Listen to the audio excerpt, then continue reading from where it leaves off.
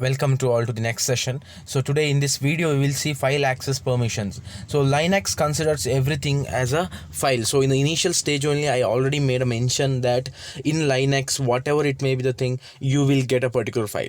It may be a pen drive access, it may be any hardware devices, or if you want to experiment on any boards or chipsets, you can do it by coding something, or you can write some shell script to access those hardware devices, or you can experiment on that, because you will get for each and every parts of a system can be converted as a file in this particular Linux environment. So you can see the addressing, you can see the scripts written to that particular part. Okay, so whenever you start working on Linux or Unix box, you have to deal with the different file types to effectively to manage them. So if you want to work on anything, so you have to manage the files. Okay, so it may be for the accession, or it may be for modification, or it may be for giving some permission to a particular file, or increasing the size of a file, or decreasing it, or modifying some content of that particular file, or renaming the file, or changing the content. It may be anything. Or if you want to create a particular file, or if you want to delete a particular file, ultimately you can do everything in Linux along with the commands. So that also possible using GUI or graphical user interface, also possible just by creating some folders or creating the files, that also possible. But using commands also you can create, or you can deal with the files.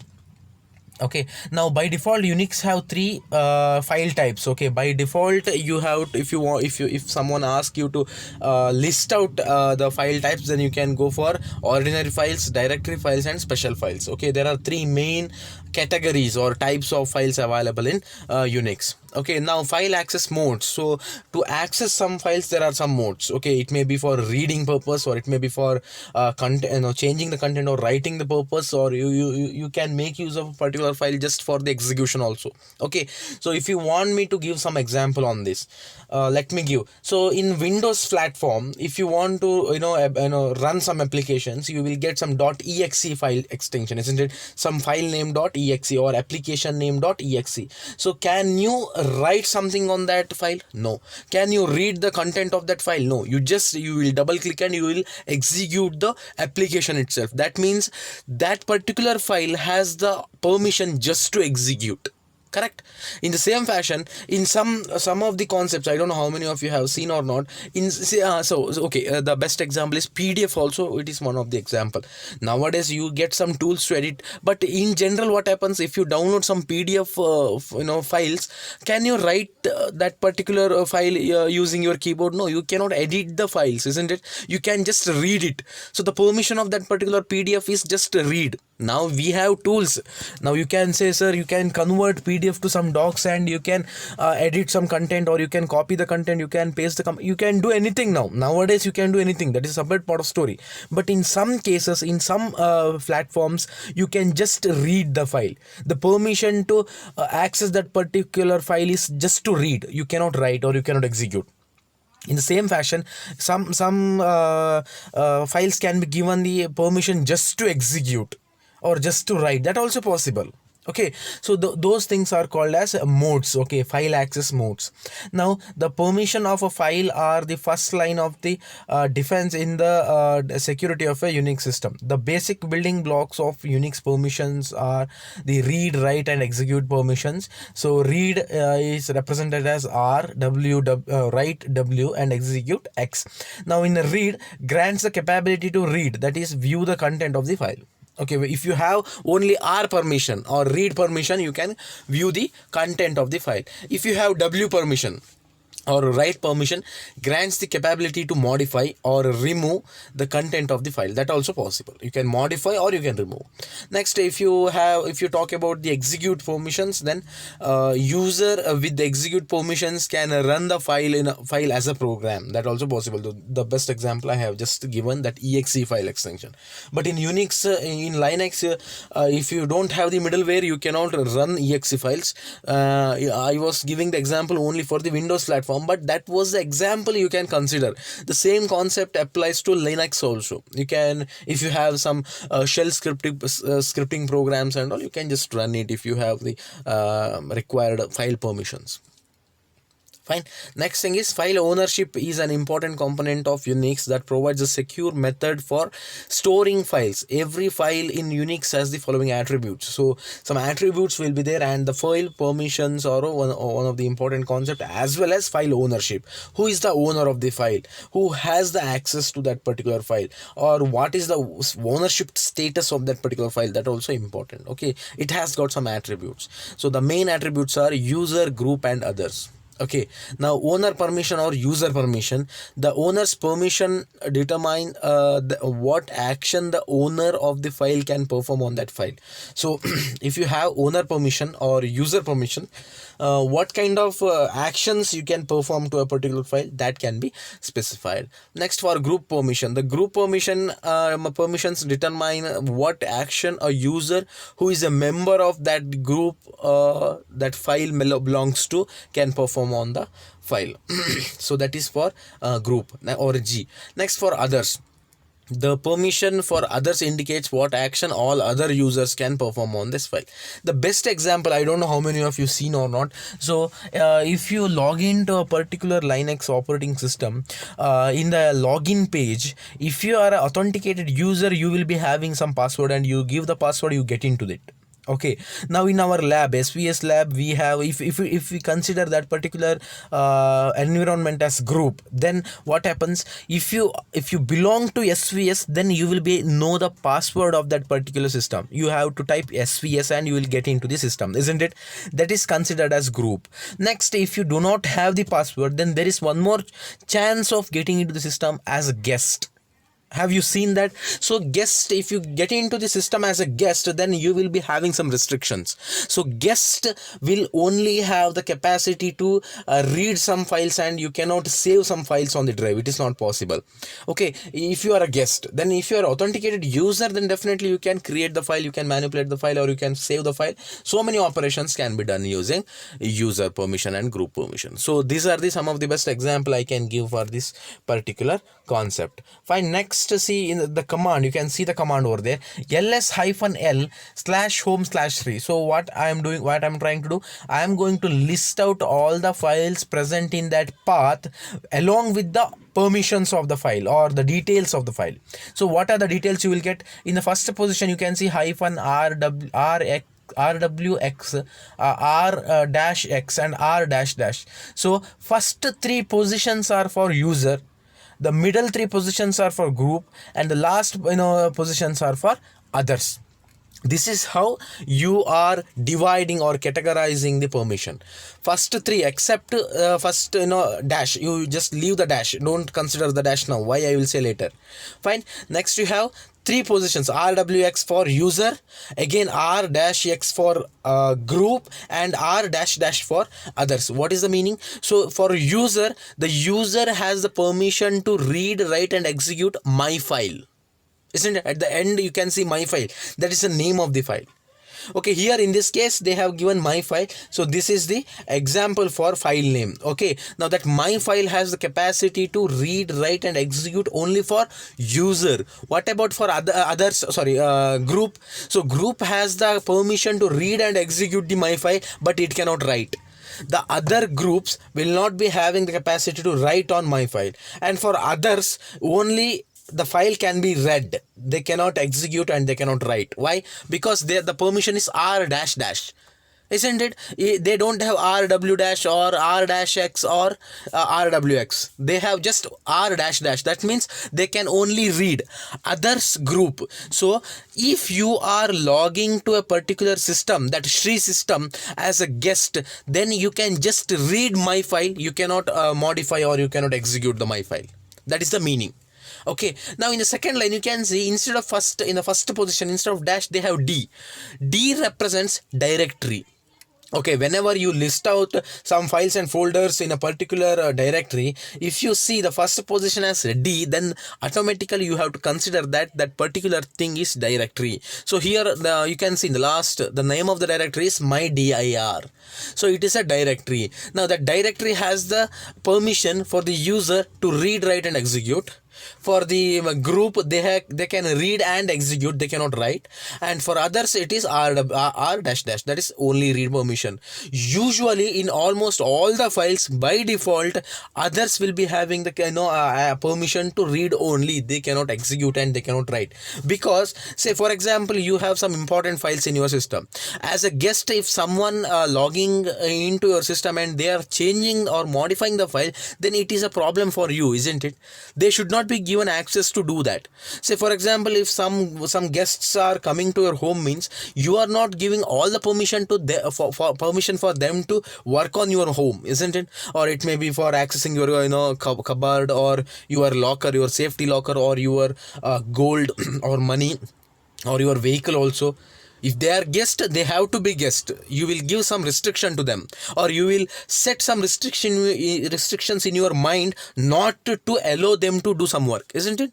In the same fashion for system also, the others will not be having that permission to write or execute. They have the permission just to read. That is the best example I can give. For group means they have some permission. Say group, in real time example I can consider as your family members. They are allowed to your home.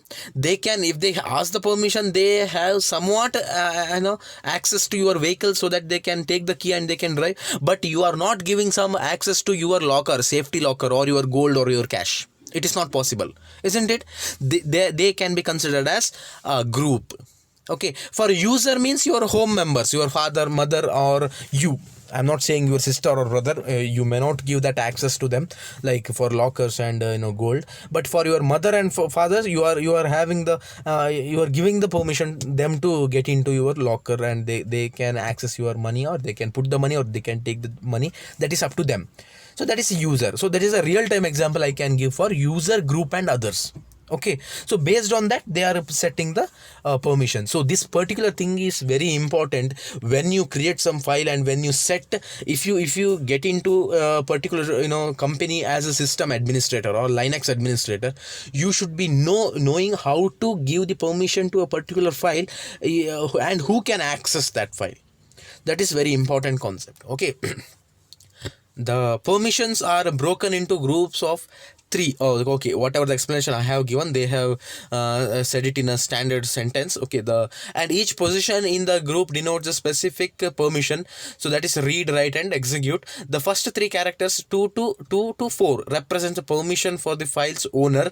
For example, -rwx, r-x, and r-dash represents the owner has the read, write, and execute permission. The second group 3 characters 5 to 7 exists. 5 and 7, I will say what is the numbers. Okay, 5, 7 exists, consists of the permission for the group to which file belongs. For example, rwx, r-x, r-dash represents that group has read and execute permission, but not write permission. And the last group of 3 characters 8 to 10, okay, next represents the permission for everyone else. Okay, next example is they represents that rwx, r-x, and r-dash represents that there is a read only permission for others. So they have given some standard set of statements. Now changing the permission. How can you change the permission? If you want to change, like say for others, the last position, if you want to make the permission as r-x, that is nothing but read and execute permission. If you want to give a particular file read and execute permission to others, then how can you change it? We will see. To change the file or the directory permission, you use the chmod command. So there is a command called chmod or change mode. Okay, there are 2 ways to change the mode: symbolic mode and absolute mode. So how many types of modes are there in a changing permission? If someone asks you, there are 2 modes. One is symbolic mode and another one is absolute mode. Okay, using chmod in symbolic mode. Okay, now how can you do that? So there are 3 steps. You have plus, minus, and equal to. See, plus adds the designated permission to a particular file or directory.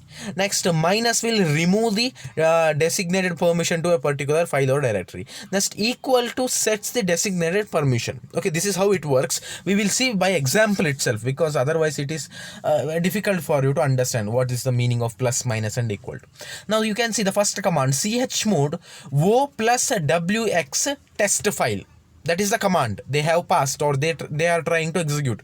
What is the meaning? They are changing the permission of others to read, to write and execute. Now you are giving others to read and execute on test file. So that is the file name. Test file is the file name. Now how to check whether the others permission has changed or not? Just by going for ls space -l followed by file name, test file. You can see, so that is dash rw dash rwx. Now what is the meaning? Rw dash means user has read and write permission not to execute. Group has 3 permission, read, write and execute, and others also has read, write and execute permission. Now only after changing o plus wx, now you can ask from where read permission came. So by default others will be having read permission. Okay, so test file was initially having read permission. Now you have added write and execute permission to others group. Okay, this is how it works. Now in next command you can see chmod u minus x or u dash x test file. Now you are removing execute permission from user. Now after doing that, you can go for ls -l or ls -l test file. You can see it is dash rw. Next dash in the first example you have for user, group and others, everyone has got read, write and execute permission. For the second example you are removing execute permission from user. That is the reason why you are having the permission for test file like rw dash, and for group they have rwx, and for others also they have rwx. This is how it works. And last next command you can see chmod g equal to rx test file. What happens if you go for g equal to rx? So g is nothing but group, so you are changing the permission from rwx to rx. That means you are removing w or write permission from group. Now you can see ls space -l followed by test file. You can see -rw -x and rwx, or dash rw dash r dash x rwx. Now user has read and write permission, group has read and execute permission, and others will be having read, write and execute. 3 permission to a particular file or test file. This is how you can change the permission of a particular file. Fine. Now here is how can you combine 3 commands in a single line. How can you combine? We will see. So chmod followed by o plus wx comma u minus x comma g equal to rx test file. This is also possible. Instead of running 3 separate commands, you can combine all the permission in a particular command followed by file name. You will change the entire permission of a particular file. Now you can go for ls space -l space test file or file name. You will see the permission of a test file. This is how this particular concept works. Like this you can change the permission of any file. Fine. Now this is the another mode. So number mode. Okay, now octal permission representation. How can you change the octal permission? So the number ranges from 0 to 7. Okay, now 0 means no permission, 1 means execute permission, 2 means write permission, 3 means execute and write, that is nothing but 2 plus 1, 3. Now 4 means read permission. Now 5 means read and execute permission, that is nothing but 4 plus 1, 5. Next 6 means read and write permission, 4 plus 2. Now 7 means all permission, 4 plus 2 plus 1. RWX. So in the reference you can see how exactly they have gone for. Now instead of giving say something like U plus RX or G minus X, instead of doing like that, you can directly go for chmod 755 to test file. What is the meaning? chmod 755 means 7 means user has all the permission. 5 means what? 5 means read and execute, that is for group, and even others also having 5, that is nothing but read and execute. So using numbers also you can represent, instead of going for user group and others followed by RWX, you can just give the number permission also, absolute permission. So 755 means 7 for user, 5 means others, 5 means group. So you have to remember the meaning. 0 means no permission, 1 means execute permission, 2 means write permission, 3 means 2 plus 1. That is nothing but execute and write permission. Next 4 means read permission. Next 5 means read and execute, 6 means read and write, and 7 means all permission. You should remember this 0 to 7 octal permission representation. So this is what in the example also they have gone for. So in the second example you can see chmod 743 test file. What is the meaning? 7 means all permission to user. Next 4 means what? Read permission to group. 3 means execute and write permission to others. This is the meaning. You can see in the ls-l test file also you can see dash rwx r dash dash dash wx. So this is how it works. Okay, so in the last example you can see chmod 043. That means user has got no permission, a group has read permission, and others has write and execute permission. In the same fashion, if you go for ls-l, you will get dash dash dash dash r dash dash wx. This is how the change of permission works. Using number also possible, using your absolute symbolic representation also possible. This is how you can change the permission of a file. Okay, now you can say you can see one more command called chown, or ownership of a file. How can you do that?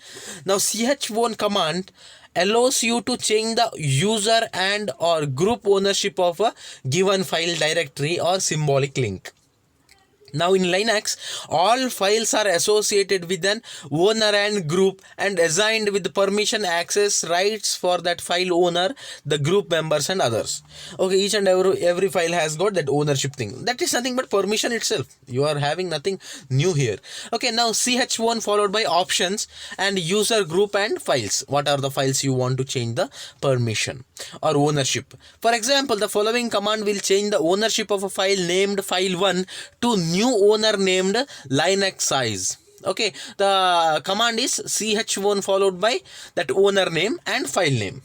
What is the file name? Ownership of the file 1 will be changed to Linux size user.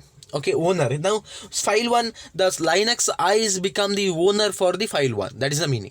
Next, the numeric ID or user ID. There will be a user ID for each and every thing. So that also can be used instead of username. That also possible. User ID. If you have the user ID, instead of giving the username, you can give the ID also. The following example will change the ownership of a file named file2 to a new owner with the UID of 1000. That is nothing but chown 1000 file2.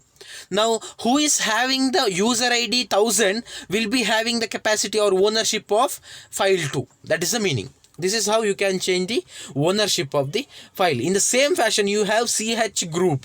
Okay, chgrp or chgroup. Chgrp command in Linux is used to change the group ownership of a file or directory. You can change the group ownership. All files in the Linux belongs to a owner and a group. You can set the owner by using chown command, and you can change the group by chgrp command or change group command. Okay, for ownership you have chown. For group ownership you have chgrp or change group command. Now how to use the change group command? Chgroup followed by options and group name and file. Which file you want to change. So for example also they have given to change the group of a file name to www-data, you would run this particular command. How to change? So change the group of the file name to www-data. Okay, now the command is chgroup followed by www-data followed by file name. So this file name will be changing the group name, that permission of the group. If you run the command with the unprivileged user, now if you don't have the permission to change it, or if you are not authenticated user, or if you don't have the password to get into a system, then you will get the error like operation not permitted. If you have the authenticated permission, or if you have the authenticated password, then only you can can make changes in Linux. That is the one of the reason why we say Linux is safest, or security wise Linux has got more security, or concept of secureness compared to Windows or any other operating systems. For each and everything, for installation of any application also using command line, you require password. So this is how this particular concept works. Okay, to suppress the error message, invoke the command with the F option. -F also used for suppress the error message. By default, on success, CRGRP or change group does not produce any output and returns 0. So if you have any error, then only error will be displayed. On success, it won't return anything, no return value. It will just go for 0. It returns the 0 thing. So this is how the commands will work. So until unless you execute these commands, it will be difficult for you to understand. So I already given in the previous video also, I have given one idea. You can download Android app called Termux or TERMUX app.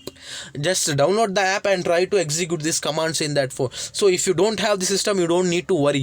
You can make use of your Android phone itself for running all these commands, and you will see the difference. Okay, this is how these commands will work. So let me wind up the video here. Rest of the concepts I will discuss in the upcoming videos. So if you have any doubt, you can get back to me. Okay, yes, thanks for watching.